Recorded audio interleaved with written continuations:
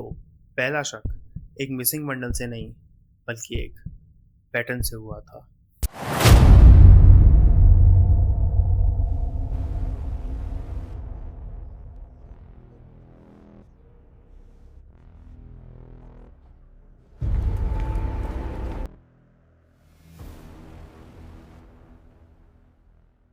हर investigation की शुरुआत एक बड़े क्लू से नहीं बल्कि एक छोटे से डाउट से होती है।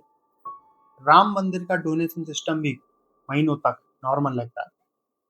रोज डोनेशन बॉक्स खुलते, कैश काउंट होता, बंडल बनाए जाते एंड पैसा बैंक में डिपॉजिट किया जाता। सब कुछ रूटीन के अकॉर्डिंग, कम से कम ऊपर से देखने तक तो ऐसा ही लग रहा था। फिर काउंटिंग प्रोसेस के दौरान अथॉरिटीज ने एक अजीब पैटर्न नोटिस करना शुरू किया। रिपोर्ट्स के मुताबिक एक बार के डोनेशन बॉक्स से निकला हुआ पैसा आमतौर पर 6 से 7 लाख रुपए होता था, पर कुछ हफ्तों से 500 रुपए के नोट्स के बंडल में इरेगुलरिटीज नोटिस की जा रही थी। पहले लगा कि ये सिर्फ एक कोइंसिडेंस है, फिर लगा शायद अकाउंटिंग एरर। लेकिन जब ये पैटर्न बार बार रिपीट हुआ, अथॉरिटीज को समझ आ गया कि ये सिर्फ एक कोइंसिडेंस नहीं होता।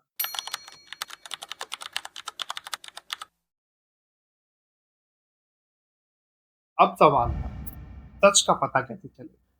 अथॉरिटीज के पास शक था लेकिन प्रूफ नहीं। फिर रिपोर्ट्स के मुताबिक अथॉरिटीज ने काउंटिंग प्रोसेस को मॉनिटर करने के लिए हिडन कैमरास लगाए और फिर अथॉरिटीज ने वेट किया। एक दिन, 2 दिन, एक हफ्ता।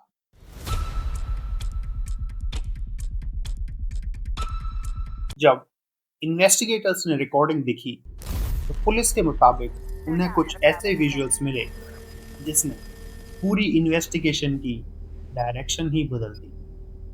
उसी दिन ये सिर्फ एक इंटरनल इंक्वायरी नहीं रही, ये एक क्रिमिनल इन्वेस्टिगेशन बन गई।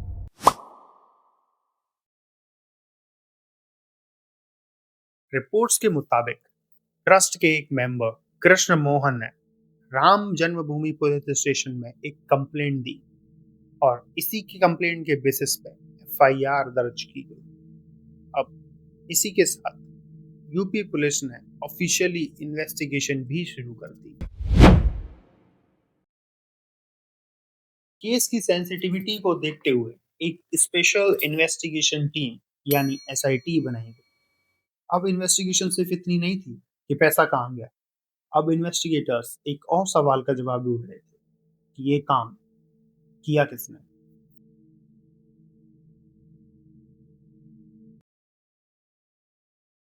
एसआईटी ने अब हर counting records, donation vouchers, bank deposits, duty registers और सीसीटीवी फुटेजेस को एक ही टाइमलाइन में जोड़ना शुरू किया। अब हर डॉक्यूमेंट, हर सिग्नेचर, हर बंडल एक क्लू बन चुका।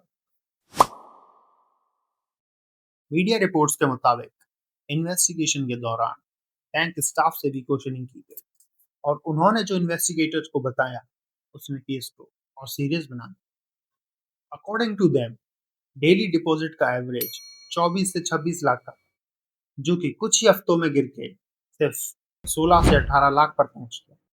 अब इन्वेस्टिगेटर्स का मेन मोटिव ये समझना था कि इस बदलाव की वजह क्या थी। अब इन्वेस्टिगेटर्स के पास रिकॉर्ड भी थे, फुटेज भी थी और एक सस्पिशियस पैटर्न भी। लेकिन अभी भी सबसे बड़ा सवाल बाकी है, आखिर इस पूरी इन्वेस्टिगेशन में किन किन लोगों के नाम सामने आए।